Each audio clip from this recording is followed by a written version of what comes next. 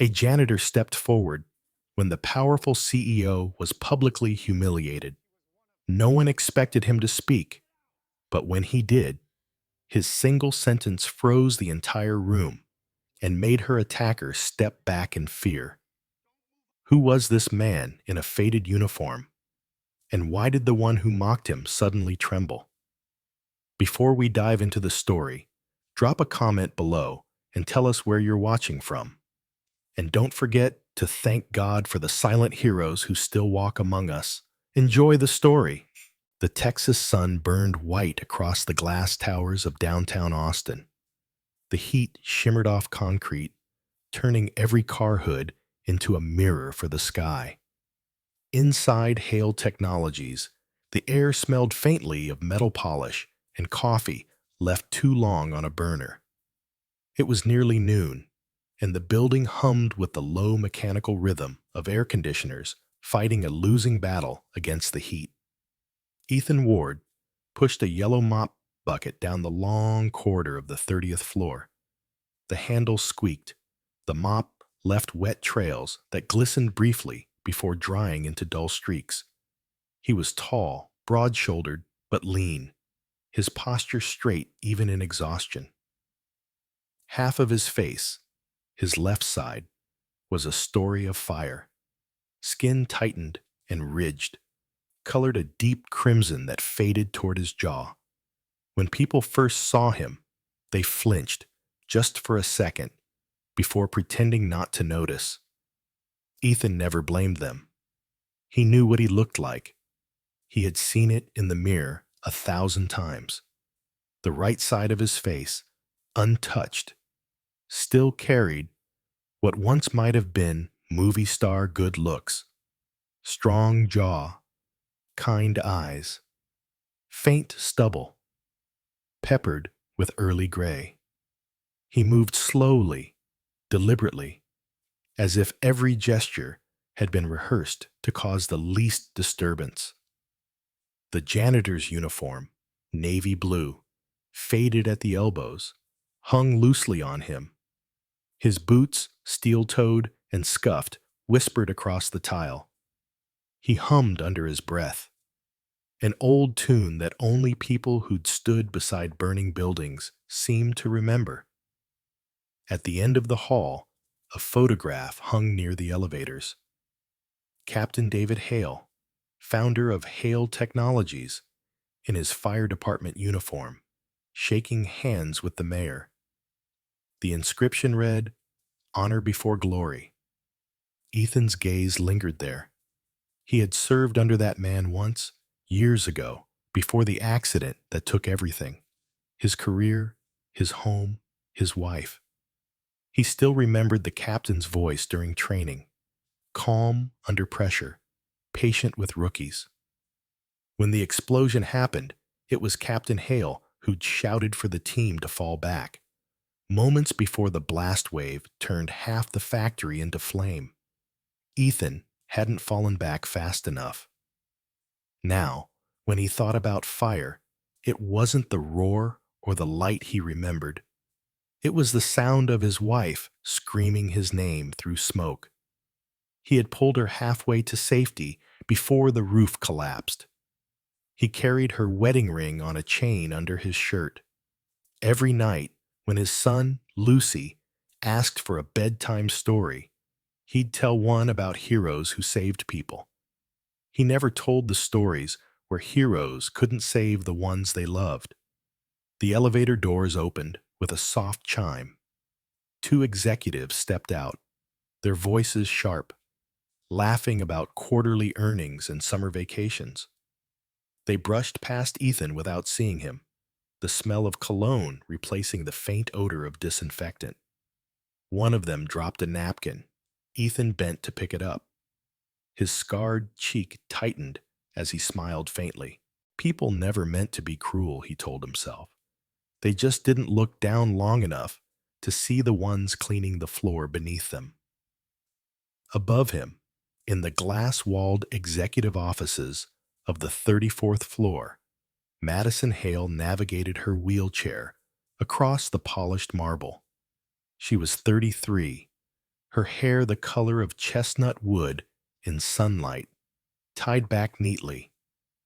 The light from the windows caught the thin scars along her wrists, remnants of surgeries, not vanity. Her expression was composed, her voice gentle, but firm when she spoke to her assistant.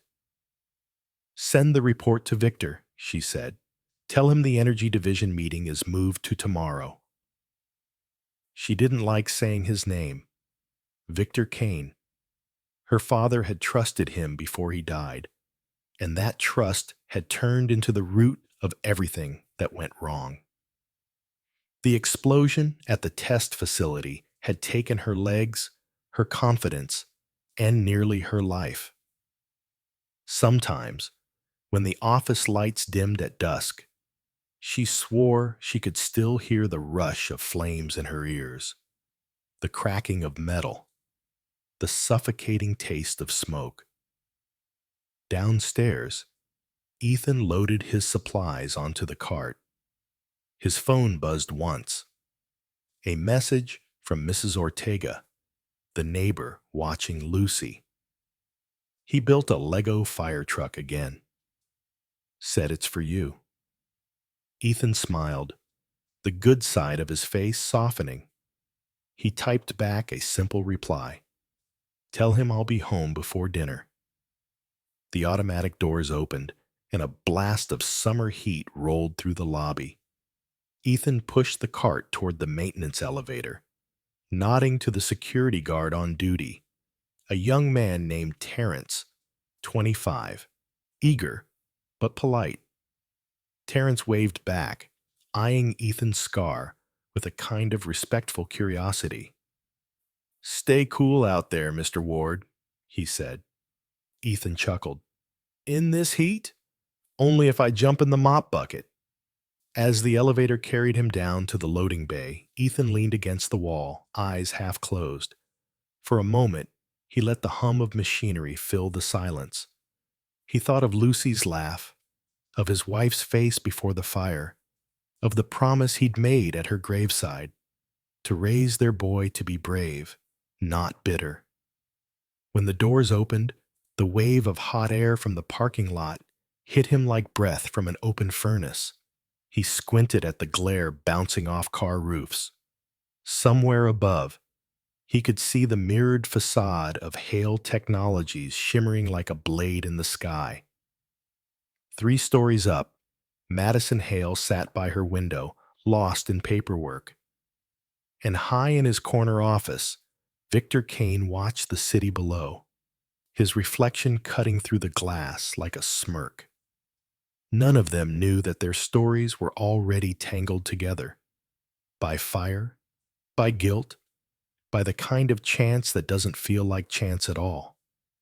Under the same roof of glass and heat, 3 people carried the weight of the same inferno. The one who started it, the one who survived it, and the one who saved a life but lost his own world to the flames. The boardroom at Hale Technologies gleamed with glass and chrome, the kind of room where air felt rehearsed and smiles were sharpened for meetings. Noon sunlight poured through the windows, hot and relentless, bleaching the city below into a haze. Even the hum of the air conditioner couldn't hide the tension. Madison Hale sat at the head of the long table, her wheelchair positioned perfectly between 2 sleek leather chairs. Her dark chestnut hair was pinned in a tight bun, and a thin chain around her neck bore her father's fire department badge, worn smooth from years of her thumb brushing over it in silence. Her posture was immaculate, every inch the image of authority, though the sweat at her temples betrayed the strain it took to appear unshaken. Across from her sat Victor Kane, the company's vice president. He was 40, handsome in a way that was calculated, dark hair swept back, a jawline so precise it looked carved, and eyes the color of metal left too long in the sun. He wore a black suit that fit like armor, his cufflinks catching the light each time he gestured. He spoke with the casual cruelty of a man who enjoyed control. "So," Victor drawled, leaning back, "about the expansion plans. I assume you've signed off on the safety tests this time?" His voice carried a smirk, and the room chuckled faintly. Madison felt the laughter crawl over her skin like static. She forced her expression still, even when he added, softly but audibly, "Wouldn't want another accident." The words landed like shrapnel. The executives around the table, most of them men in polished shoes and sweatless brows, shifted uncomfortably. No one looked at her. No one ever did. Madison's hand tightened on the armrest of her chair. For a second, her composure cracked, a flash of fury behind her calm blue eyes. Then, just as quickly, it was gone. Victor smiled, satisfied with the silence. "Perhaps you should focus on strategy," he said, his tone honeyed, "and leave the physical oversight to those who can actually move around the site." "Perhaps," Madison replied evenly, her voice soft but cutting. "If people followed safety protocols the first time, I wouldn't have to." The quiet that followed was sharp enough to draw blood. Victor's grin stiffened. In the corner, unnoticed by most, Ethan Ward pushed a cleaning cart along the glass wall. He moved with quiet efficiency, his scarred face half lit by the filtered sunlight. He was invisible to them, a man-shaped shadow blending with the machinery of the building. But he heard every word. He saw the way Madison's jaw tightened, the way Victor's smug confidence filled the air like smoke. When the meeting adjourned, chairs scraped, papers rustled, and the room emptied in waves of murmured politeness. Madison stayed behind, staring at the empty doorway long after Victor's cologne faded from the air. By mid-afternoon, the heat outside had turned suffocating. The asphalt of the underground parking garage shimmered, the air heavy with the stench of oil and sun-baked rubber. Madison's electric wheelchair hummed softly as she descended the ramp, heading toward her car. The elevator had jammed 2 levels above, forcing her to take the ramp alone. She didn't mind. She preferred solitude to the whispers that followed her in the hallways. Halfway down, a loud metallic clank echoed through the concrete chamber. The right wheel of her chair jolted, then stopped completely. She tried reversing, but the mechanism ground uselessly. Madison sighed and looked down. A broken metal bracket from the railing had lodged itself under the wheel. She bent forward, straining, her arms trembling as sweat slid down her back. Her breath came shallow. For a moment, the enclosed heat brought back the smell of burning plastic, the memory of flames roaring up the walls of the factory. Then a voice broke through the haze. "Need a hand?" She looked up. Ethan Ward stood at the base of the ramp, his mop handle slung over one shoulder. His uniform was soaked with sweat, the collar open, revealing the edge of a silver chain around his neck. When he stepped into the light, she saw the left half of his face, the skin rippled and red, shaped by old fire. For a heartbeat, she forgot to breathe. "I'm fine," she managed, though her tone trembled. "I figured you'd say that," Ethan replied, crouching beside the wheel. His hands, calloused and darkened by years of work, gripped the metal gently. But the chair disagrees. He loosened the bracket with practiced patience, his movements sure and steady. Madison watched him quietly. There was something unsettling about his calm. Not pity, not heroism, but a kind of quiet understanding that needed no words. When he finished, he stepped back. "Try it now." The wheel spun smoothly. Madison nodded. Thank you. Her gaze lingered on his scar. You were you were at the fire, weren't you? Ethan hesitated, wiping his palms on his pants. His eyes, dark brown, kind but heavy, met hers. Yes, he said finally. I was there. She swallowed. Did you know? He shook his head before she could finish. No, I didn't know it was you. I only knew there were people trapped inside. We all went in. Not all of us came out.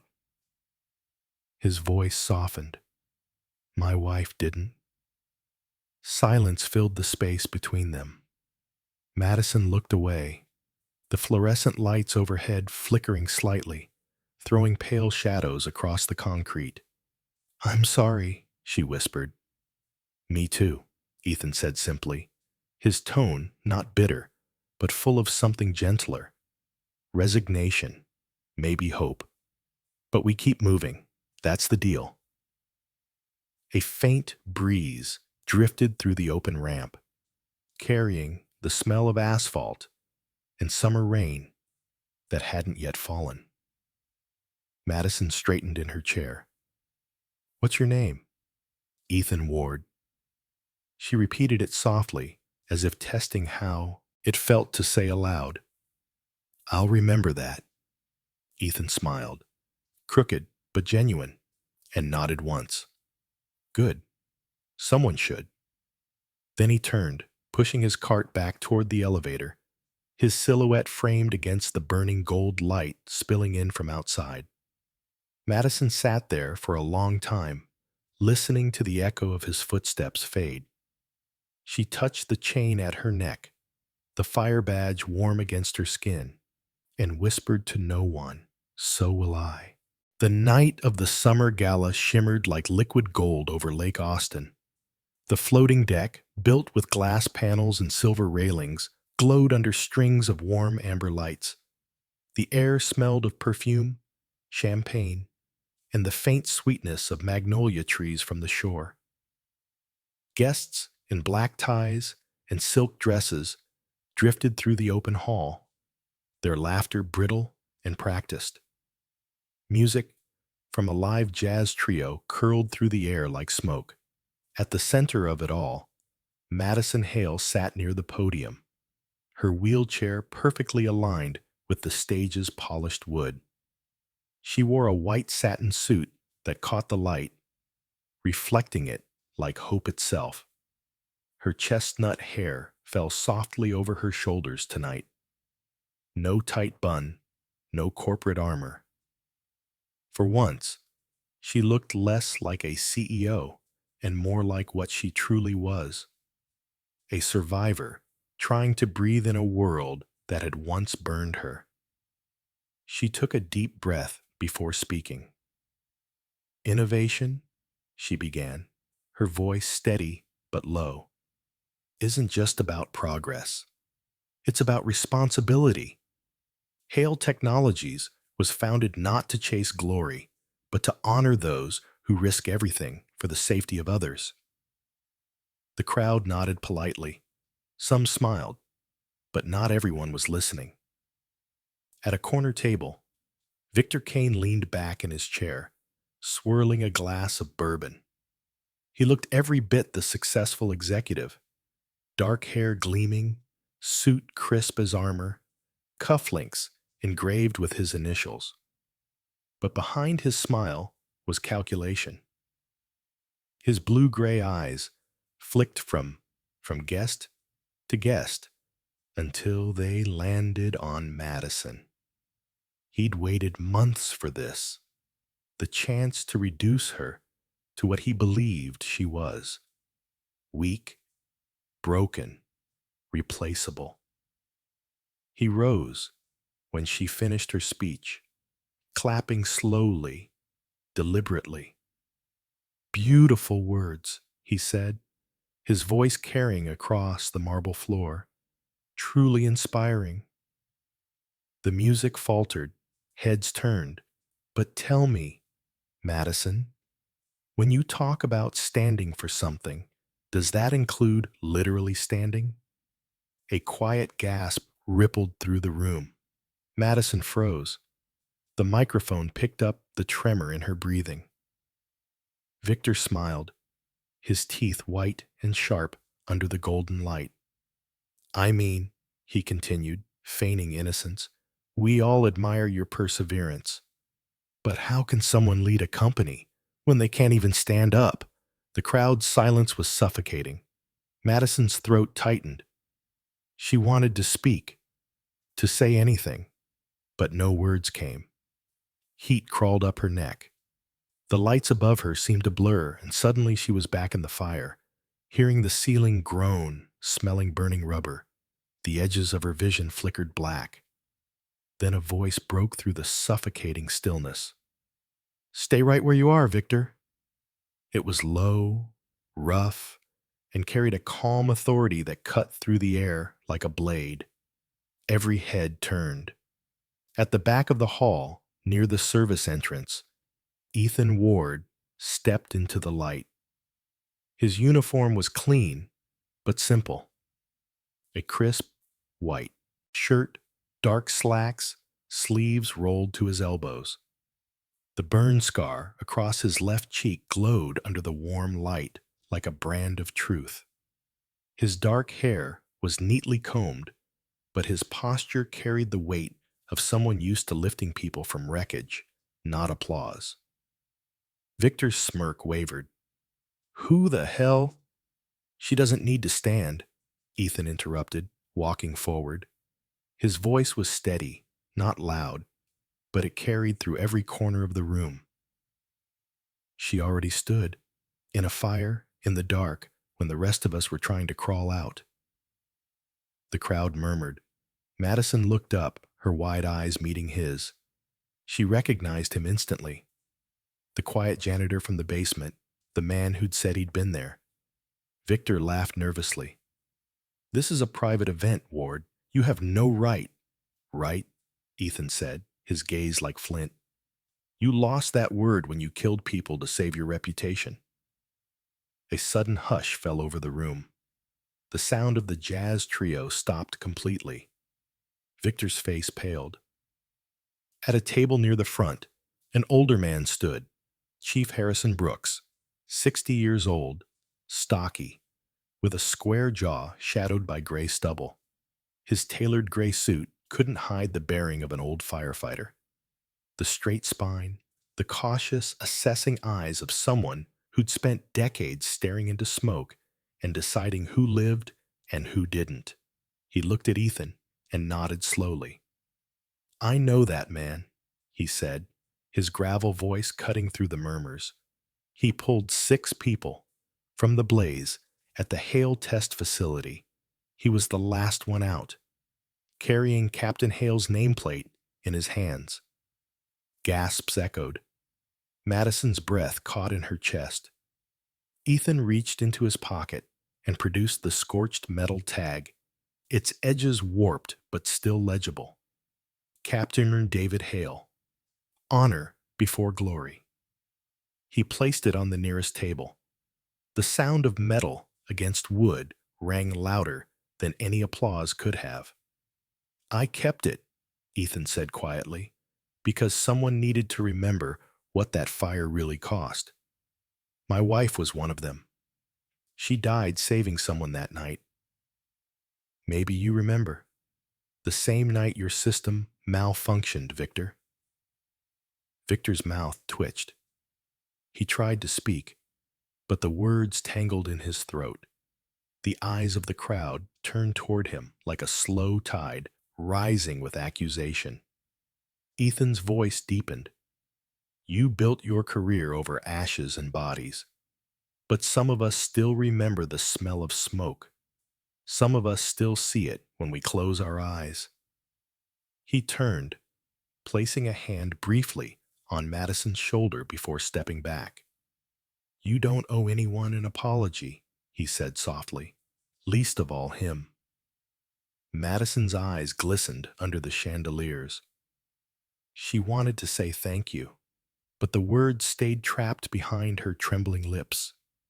Instead, she looked at Victor, whose face had gone rigid, the confident gleam gone from his eyes. For the first time, he looked small. Somewhere, a single pair of hands began to clap, then another. Within seconds, the hall filled with the sound of applause, hesitant at first, then rising, rolling, thunderous.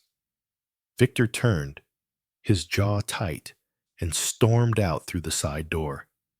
Ethan stood still among the noise, his expression unreadable.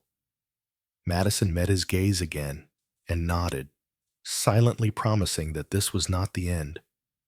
This was only the beginning. Morning sunlight bled through the blinds of Chief Harrison Brooks's office, scattering across framed photographs of fire trucks and commendation plaques that had yellowed with time. The air was thick with the faint smell of coffee and old smoke, a scent that seemed to follow Brooks wherever he went. He sat behind his desk, his heavy shoulders hunched over a manila folder that looked older than it should.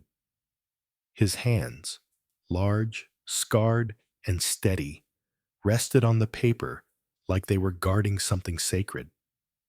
Madison Hale entered quietly. She wore a navy blouse and beige slacks, her wheelchair gliding smoothly across the floor. Her expression was unreadable, though the dark circles beneath her eyes hinted at another sleepless night. She stopped in front of the desk. "Chief Brooks," she said softly, "you said you had something I needed to see." Brooks leaned back in his chair.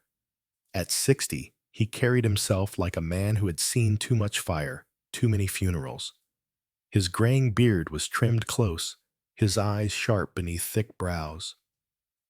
"I wasn't sure if I should show you this," he admitted, tapping the folder. "It was buried. Someone wanted it gone." Madison's voice trembled. "The report from the night of the explosion?" He nodded. "The original one.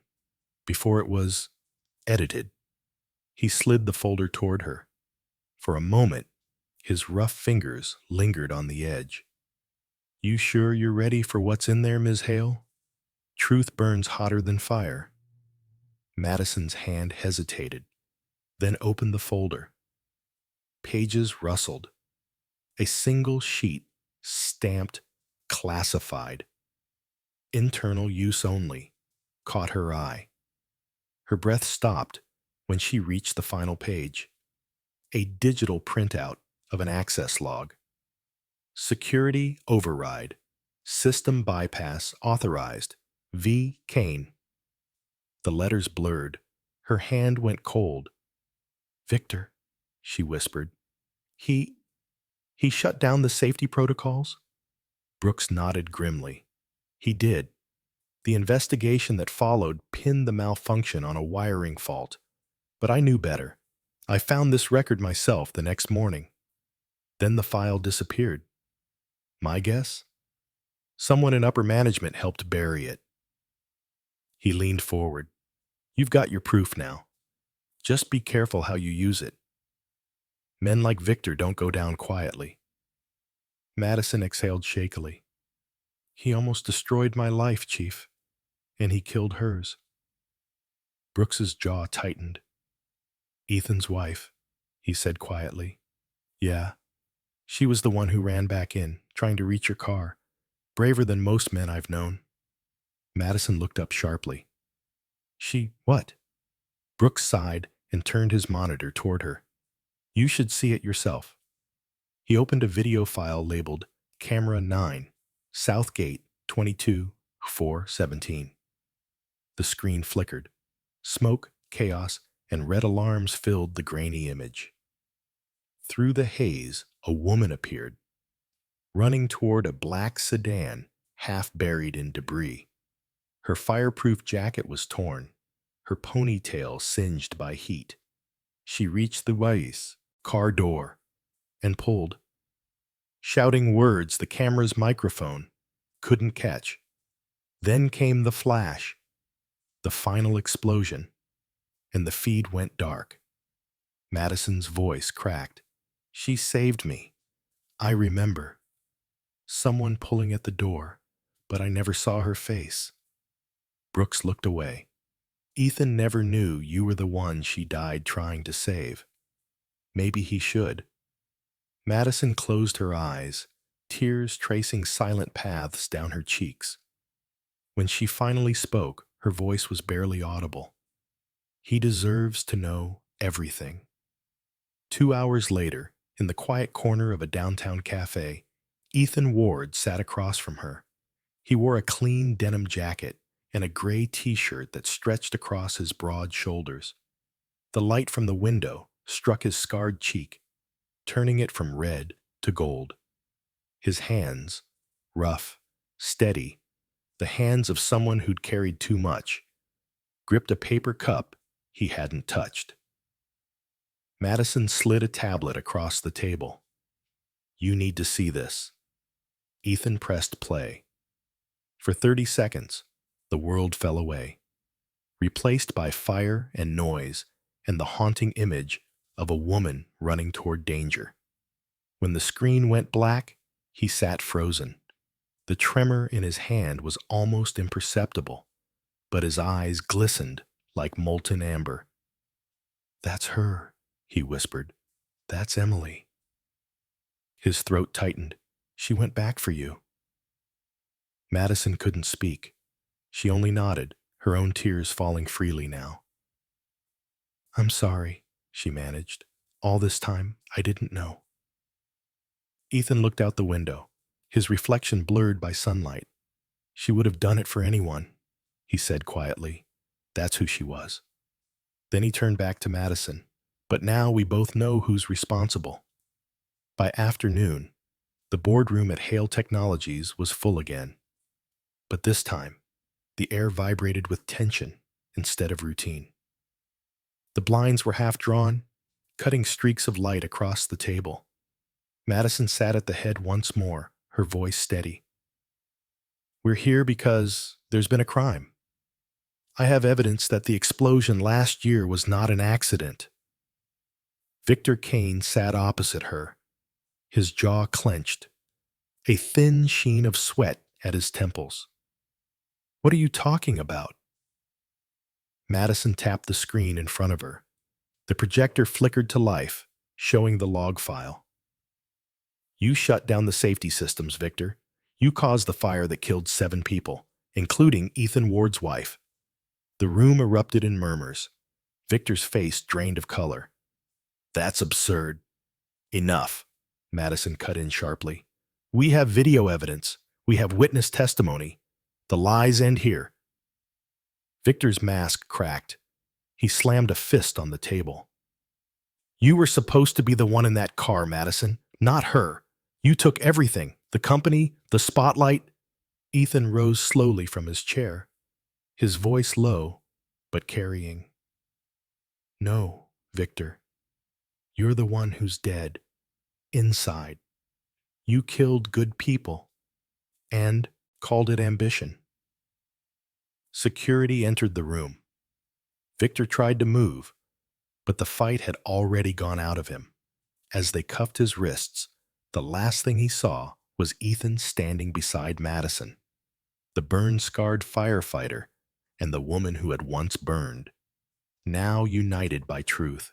1 year later, the Texas sun burned gold over the open fields beyond downtown Austin. The sky was a perfect canvas of blue and amber, and the air carried the dry sweetness of summer grass. A new monument stood at the edge of Zilker Park. Bronze figures of firefighters, one kneeling, one carrying another on his shoulders, frozen mid-rescue. The plaque below shimmered in the light. Honor before glory. Dozens had gathered for the dedication ceremony. Veterans, survivors, children in tiny fire department t-shirts. The Honor Before Glory Foundation had become more than a charity. It was a movement. Born from ashes, built on names the world had almost forgotten. Madison Hale sat at the front row beneath a white canopy. Her hair was shorter now, styled with gentle curls that framed her face. A year had softened her, not in spirit, but in peace. The shadows in her eyes had faded, replaced by calm purpose. She wore a linen dress the color of sunlight, her wheelchair adorned with a ribbon of red, the color of remembrance. Beside her stood Ethan Ward, dressed in a dark shirt and khaki trousers. His face, though still marked by scars, seemed less burdened. Time hadn't erased the damage, but it had turned it into something else. A testament, not a wound. The scar caught the sunlight, glowing faintly like an ember that refused to die. Near the monument, a boy knelt in the grass. Lucy Ward, now 7. His hair was the same burnt copper shade as his late mother's, his freckles bright under the sun. He clutched a handful of sunflowers, their stems tied with a red string. Carefully, he placed them at the base of the statue, arranging each one with childlike precision. Madison watched him quietly. Her voice was soft when she spoke. "He reminds me of her," she said, "your wife." Ethan smiled faintly. "He's got her courage," he replied, "and her stubbornness." From behind the podium, Chief Harrison Brooks cleared his throat. The crowd turned to him. His hair had turned more silver since the last summer, but his voice carried the same gravelly steadiness. "Today," he began, "we honor those who gave everything, and those who lived to carry their memory forward. The Honor Before Glory Foundation began with just 2 people who refused to let tragedy end in silence." He looked at Madison and Ethan, his expression proud, "and because of them, hundreds now stand where there was once only loss." Applause rippled through the crowd, gentle and warm. After the speeches ended, Madison and Ethan moved toward the monument together. She wheeled herself closer, her hand brushing the bronze edge of the plaque. The engraved words shimmered in the light, the motto her father had lived by, and that Ethan now embodied. "Strange, isn't it," Madison murmured, "that the fire that nearly killed us both is what brought us here?" Ethan looked down at her, the corner of his mouth lifting in that crooked, imperfect smile that always seemed to hold both sorrow and peace. "The fire took a lot," he said, "but maybe it burned away what didn't matter." Madison's eyes glistened. "What do you think still matters, Ethan?" He glanced at Lucy, who was now laughing with a group of children near the fountain, his small hands wet with water and sunlight. "That kid," Ethan said quietly. "He's the reason I keep standing up, even when it hurts." He paused, running a hand along his jaw. "I didn't survive because I was stronger than anyone else. I survived so he'd know it's possible to lose everything and still stay kind." For a long time, neither of them spoke. The wind carried the faint sound of a harmonica from somewhere near the parking lot, a busker playing an old tune about bravery and home. The melody floated through the air like a prayer. Madison turned her face toward the horizon. The setting sun painted the sky in deep streaks of red and orange, like molten glass. "Your wife would be proud," she said softly. Ethan's gaze lingered on the horizon. "I hope so," he murmured. "She always said fire shows you what's real. I guess she was right." Lucy ran back toward them, barefoot now, holding a tiny flag with the foundation's emblem, a pair of wings wrapped around a flame. "Dad!" he called, waving. "Miss Hale, look, they gave me one too." Madison laughed, her voice ringing clear and light for the first time in a long while. "You look like a real hero, Lucy." He grinned, his missing front tooth gleaming. I'm not a hero, he said. Dad is, and you are. Ethan knelt beside his son, his large hand resting gently on the boy's shoulder. No, he said softly. Heroes aren't just the ones who run into fires. Sometimes, they're the ones who forgive. He looked at Madison. Sometimes, they're the ones who rebuild. As the sun sank lower, painting the monument in gold, the three of them stood together. The woman who survived, the man who carried scars, and the boy who would one day tell their story. The final light of day caught the bronze letters of the plaque, casting them in radiant firelight. Honor before glory. And for the first time since the flames, Ethan Ward felt that the world, though still scarred, was finally whole again. Sometimes, miracles don't arrive with thunder or angels in the clouds. They come quietly, through the hands of those who refuse to give up. The fire that took so much from Ethan and Madison was never meant to destroy.